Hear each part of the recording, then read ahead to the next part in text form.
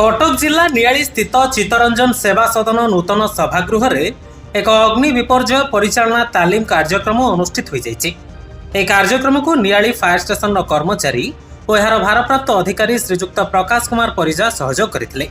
कार्यक्रम में चित्तरंजन सेवा सदन नियाली कार्यनिर्वाही अधिकारी प्रोफेसर सौम्यरंजन मिश्र प्रथम अधिवेशन रे तालीम प्रदान करथिबा बेले नियाली फायर स्टेशन भारप्राप्त अधिकारी प्रकाश कुमार परिजा द्वितीय अधिवेशन रे तालीम देथिले।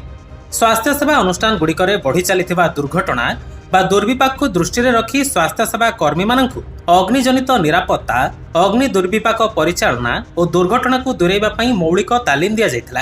एही कार्यक्रम रे नियाली फायर स्टेशन कर्मचारी माने अधिकारी तत्वावधान रे तत्क्षणात अग्नि निर्वापक दुर्घटना समय रे रेस्क्यू ऑपरेशन द्वारा रोगी मानकु डाक्तरखाना भितरु किपरि उद्धार करा जिवो से विषय रे मॉक ड्रिल कराइथिले।